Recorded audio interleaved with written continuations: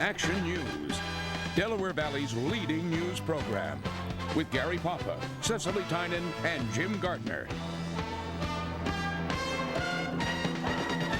3833 North 6th Street. It looks like any other house in West Kensington in Philadelphia, but police say this house was more like a dungeon where an 11-year-old girl was kept captive under unspeakable conditions.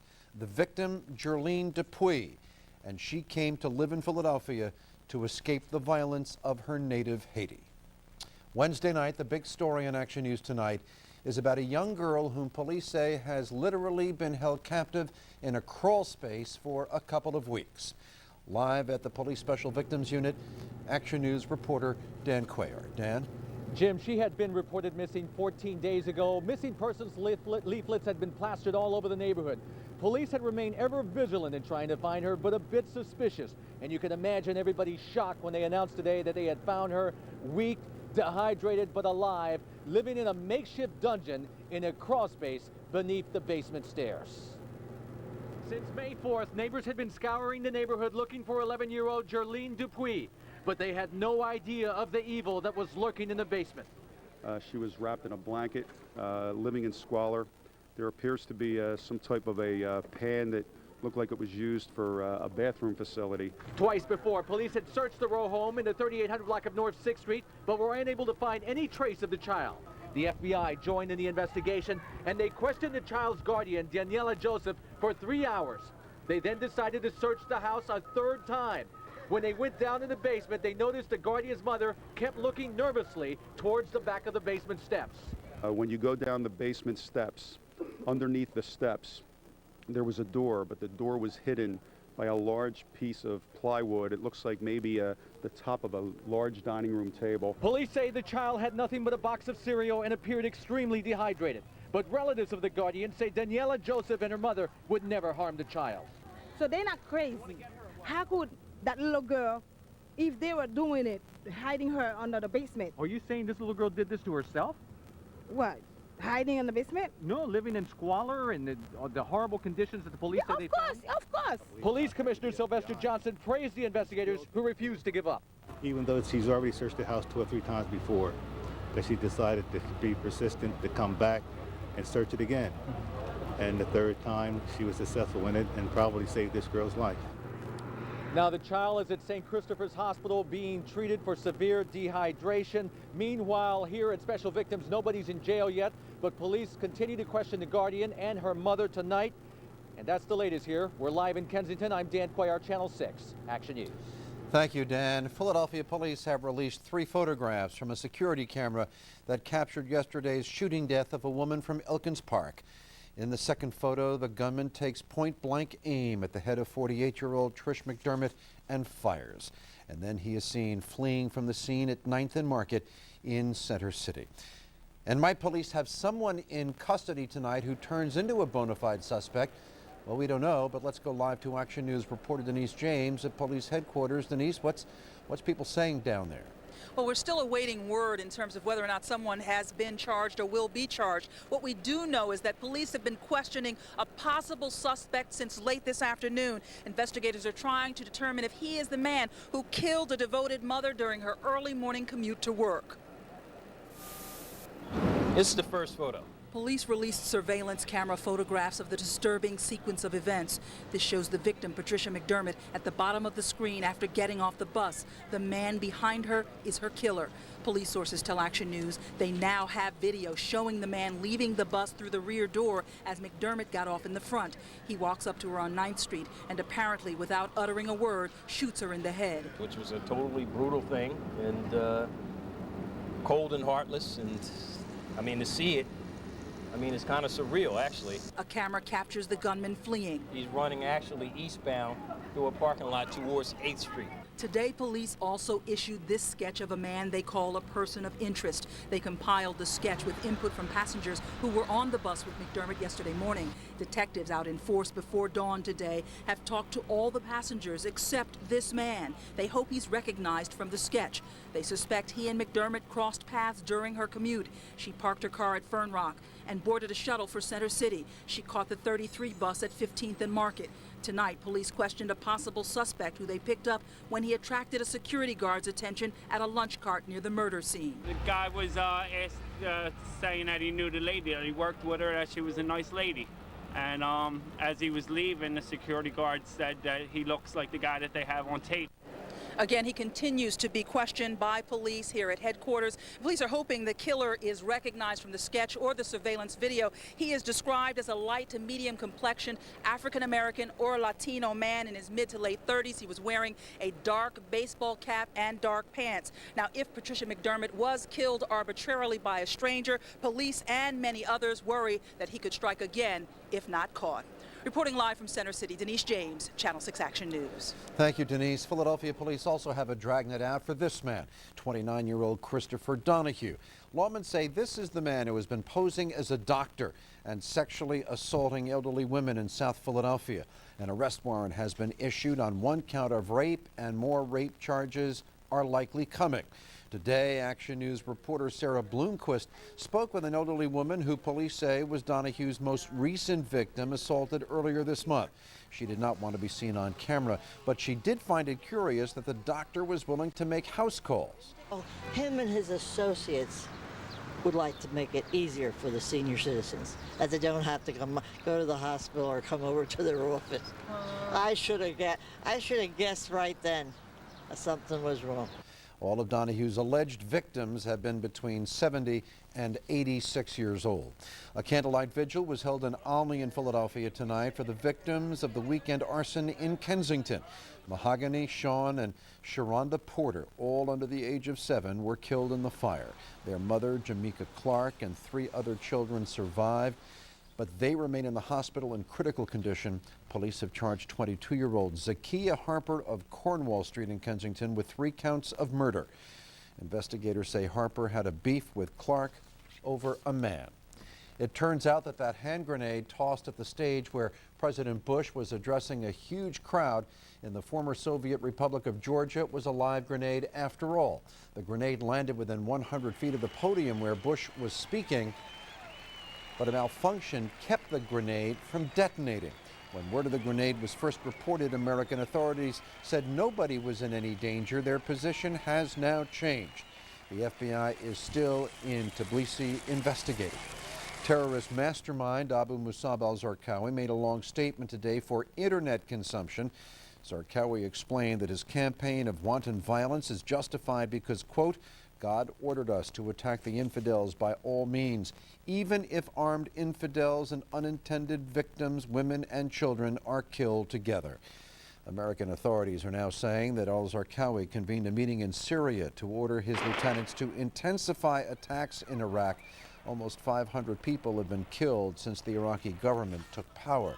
On Capitol Hill, an attempted compromise by moderate senators has so far failed to prevent a looming showdown in the Senate over judicial filibusters. At issue is President Bush's controversial appointments to the federal bench. Democrats have been using filibuster to block the appointments, and parties are headed to an explosive political confrontation. A potential deal would see the Senate confirm some of Bush's judges and reject others, but so far nothing has worked. Back in our area, the stroke of midnight will see dozens of movie theaters put on their midnight shows, the first shows of the final Star Wars saga, Return of the Sith. But one theater in Manayunk got permission to show the movie earlier tonight. And so, needless to say, Action News reporter Michelle McCormack has been camped out there herself to get the very first reaction to the last Star Wars. Michelle? Well, you know, this is the moment so many Star Wars fans have been waiting for. They're anxiously awaiting the start of the midnight showing here. Look, I found a Natalie Portman look-alike. But we just had to ask the first Star Wars fans to see the film, including Obi-Wan here. Did Revenge of the Sith really live up to all the hype? Excellent. Everybody has to see it. They are among the first Philadelphians to see the last of the Star Wars films. Winners of a radio contest who got to watch the 2.5-hour epic well before the midnight premiere. If it's not tied with the best film that I've seen, then it's right underneath The Empire Strikes Back. Fans like myself are glad it's over because there's not much more of my masculinity I could devote to this. Action is a hallmark of the Star Wars series, and it lays out in dramatic form why Jedi Anakin Skywalker becomes Darth Vader and why he is forced to wear that legendary dark mask. When you look at the camera, it scared you, but it surprised you that he didn't come back to the light side. But selling out a show and drawing long lines of galactic-clad moviegoers doesn't guarantee an endorsement. In fact, we ran into a few who ducked out even as the Battle of Coruscant raged on. Yeah, you know, not really a great big fan, but I guess we're about an hour in and it's kind of like, okay, not just okay. What's wrong with it? Tell me. It's a little baring, but I'm sure our 10-year-old will be like, oh, it's great, it's awesome. I hope right you are. Back live here, the force is strong in Manayunk, so strong that they've had to open another theater. So there's now 4 screenings of the midnight showing of Revenge of the Sith, Jim. There's still some tickets available, so please, my Padawan, come to the light side. Live in Manayunk, Michelle McCormack, Channel 6 Action News. Jim? Thank you, Michelle. Still to come on Action News, Donald Trump's vision of Lower Manhattan, bring back the World Trade Center. Plus, Bobby Abreu does it again, but can the Phillies do it again against the Cardinals? Gary Papa with that story. And I'm Chad Perdelli, live in Los Angeles at the E3 Expo, the Super Bowl of video game conferences. And coming up, I'm going to show you the new generation of operating systems. Well, another dry and cool night, but we're tracking some rain moving in from the west. We'll find out what that means for our weekend in the AccuWeather 5-day forecast. And a member of the Desperate Housewives cast is arrested when Action News, for real, when Action News continues tonight. We've got a developing story at this hour in Delaware. Newcastle County Police are investigating gunfire tonight that may have left as many as 4 people wounded, perhaps 2 of them fatally. That's what we're hearing. It happened at Marshall and Market Streets in Newport. Details sketchy. This is early, but police continue to search for the gunman both on the ground and in the air from police helicopters. Developer Donald Trump is speaking out about New York City's redevelopment plan for the World Trade Center site. The Freedom Tower design, unveiled by architect Daniel Libeskind and others, calls for a 1,776-foot-high building topped by open latticework and a spire. Today, Trump blasted the plan, saying it looks like a junkyard. If we rebuild the World Trade Center in the form of a skeleton, Freedom Tower, the terrorists win. Trump wants to rebuild the towers as they were, only stronger and 1 floor higher than the originals. Critics of that plan, including Libeskind, say it includes no place for a memorial to the 9/11 victims. The cornerstone for the Freedom Tower has already been laid. A revised master plan, however, is due out next month. Los Angeles has elected its first Hispanic mayor in 133 years. Democrat Antonio Villaraigosa defeated incumbent James Hahn by an 18-point margin. In victory, Villaraigosa is declaring victory. He pledged to be the mayor of all of Los Angeles. His election is seen as evidence of the growing political power of the large Latino population in Los Angeles.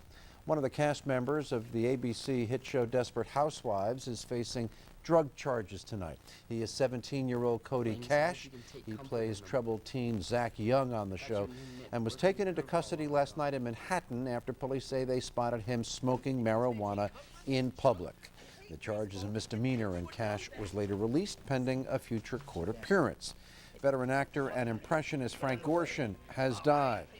He shot to stardom portraying the Riddler on the original Batman television series, was a hit in nightclubs with his impersonations of Hollywood's major stars. 3 years ago, he starred on Broadway portraying the late George Burns. And it was during the run of that show when he was diagnosed with lung cancer. Frank Gorshin was 72. The masters of video games have gathered in Los Angeles for their annual convention, and this year they are offering a glimpse into the future. It is a long way from Pong.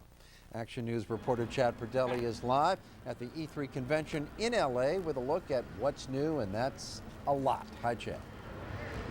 How you doing, Jim? This is an incredible event. The E3 Expo actually wrapped up for the day a few hours ago, but this is Fan Fest. These are specially invited guests by Microsoft, and basically two types of technologies here at E3. You have the software, that is the game itself. You have the hardware, that is the operating system that runs it. And this year at E3, it's all about the hardware.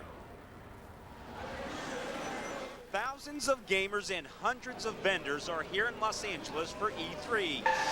It's the Super Bowl of video game conferences, and this year the buzz is the new operating system set to be released. The Nintendo Revolution, Sony PlayStation 3, and the Microsoft Xbox 360. All three are touting better graphics and more. Things like high definition gaming on every game that comes out. Things that such as every game being Xbox Live enabled, so you can play with your friends and your family. Built-in surround sound, built-in Ethernet port. We built Xbox 360 with the future in mind. These systems are like gold for gamers. Behind this glass is the new Sony PlayStation 3, which makers claim will have the best graphics and more. Also has an always-on broadband connection, enabling for consumers to get on the internet, watch their movies, download, hide, stream content, really make it an entire center of their entertainment system. Nintendo unveiled its new Revolution this week, but only on tape. The Revolution is not on display at E3.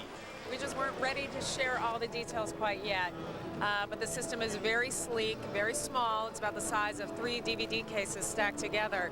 Both the Sony PS3 and the new Xbox 360 will incorporate new controllers. These will be gone, making lots of moms out there very happy. Both sets will now use wireless technology. Sony and Microsoft will use Bluetooth technology. Nintendo will also have wireless controllers, but again, they're under a shroud of secrecy. We're going to hold that close to the vest as long as we can. Only the Microsoft Xbox 360 was on display, so people here could test it out. South Jersey gamers John Williams and Anthony LaVecchia gave it a run, and boy, they love it. Absolutely incredible. Some of the new games that are coming out are going to be absolutely fabulous. Really excited about the new Xbox 360. While the new operating system stole the show, there's a lot to do here at E3. It's truly an incredible experience for gamers and shows the future of video games is endless. So when will these new operating systems be available to the public? The Xbox will be out in time for the holidays, the other two sometime in early 2006. What about the cost? Well, none of the representatives would tell me how much these units will cost, but for many of the people here, I don't think they care. Live in Los Angeles, Chad Perdelli, Channel 6 Action News. Jim? Thank you, Chad. Of course, you notice you have to play these games on a plasma television. Oh, of course. Otherwise, it's not even worth it. Yes, Mom and Dad just buy you all that stuff, right, for the holidays. Our weather, pretty nice today. Yeah. Yet again, the Action Cam taking a look in Center City, where another beautiful night to be dining al fresco. A little bit on the cool side, but nice and dry. Storm Tracker 6 Live showing no rain out there. Things are beginning to change, though. Action Radar along with Satellite 6 showing that we have a little bit of cloud cover moving in from the west, and then if you look across Ohio, a little bit of light rain there, but most of this is diving down to the south. It appears finally by Friday could see a little bit of this filter into the Delaware Valley. Most of it, though, will likely be skirting south of us, but of course we do need the rain. Kaufman AccuWeather for tonight, a quiet night, a cool night, a few clouds, overnight low 46 to 52. Tomorrow, a day a lot like today, mixture of clouds and sunshine, afternoon highs right about 70 degrees, so very comfortable with low humidity, so nice spring day.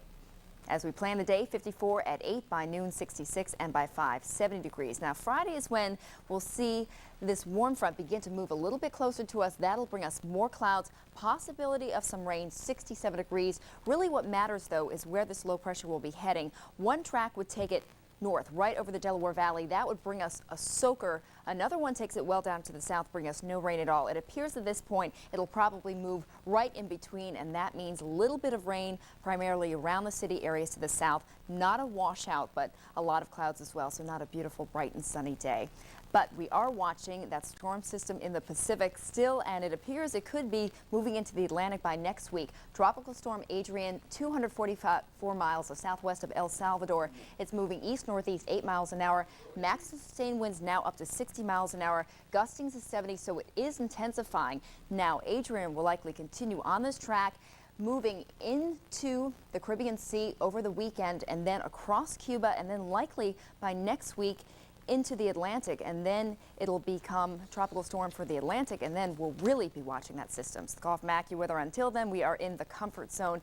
Very comfortable conditions out there right now. Allentown 54, Wilmington 57, Wildwood 55. Today's high 72, our morning low 48. Center City 59, Camden 57, the Northeast 55, Outsider Studio 59. We're live Sky 6 taking a look at Camden, officially at the airport. It's mostly cloudy, 56, humidity 74%, barometer 30.10 and rising, winds calm, and the ocean temperature 57. AccuWeather says for tonight, a few clouds, cool overnight low 46 to 52. The exclusive AccuWeather 5-day forecast, mostly sunny, cool for rush hour 54. Tomorrow, nice day, mixture clouds and sunshine 70. Friday, clouds with some rain. Again, most of it will be to our south 67. But then for the weekend, clearing out and warming up 74 on Saturday. Sunday, look at that, sunny 78. And Monday, clouds and sun 72 degrees. So a little bit of rain likely on the way on Friday, but out of here in time for the weekend. Serious question? Yes. Isn't this months early for tropical storms? June 1st is when it typically begins, the season begins. So, and they say it's going to be a busy year, so getting a jump start.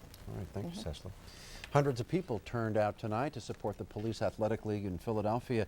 The annual PAL Awards dinner and silent auction was held at the Wyndham Philadelphia Hotel in Center City. Pennsylvania Governor Ed Rendell, the featured speaker tonight.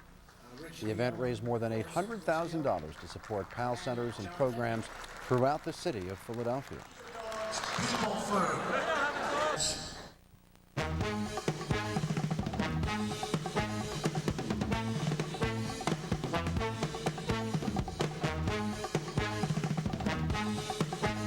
Different story tonight at Citizens Bank Park. Here's Gary. Cardinals, they had their night, but the Philly fans are cheering one of the Cardinals. You got to see this. The Cards are up by the score 5-0. J-Row gives it a ride to center field. They got Jim Edmonds out there. What a play by Jim Edmonds.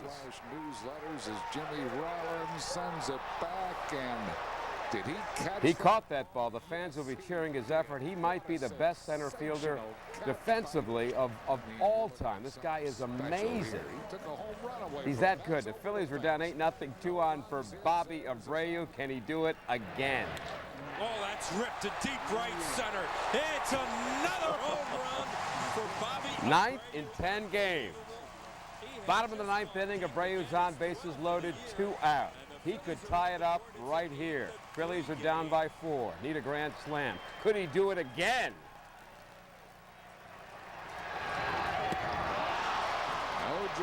8-4 St. Louis in the game. Afterwards, after the game in the locker room, Bobby Abreu talks about that last at-bat. Was he trying for a homer? In that situation, I don't really trying to hit a homer. You know, I was trying to, just put the ball on plate and trying to just do something. And you know, I don't really try to hit a homers right now. I mean, this happened, but I don't really try. Yeah, tomorrow afternoon, one more versus St. Louis. Abreu. Decision day for Gerald Henderson Jr. from Episcopal Academy, putting on the hat of Duke University. So the son of the Sixer, Gerald Henderson, will be a Blue Devil, but he's all smiles today. There's the hat. Questions? There's the smile. Dad's there, sister's there, everybody's there. He is going to college. He is going with Mike Krzyzewski to Duke University. Thank you, Gary. Not bad. Action News will be right back.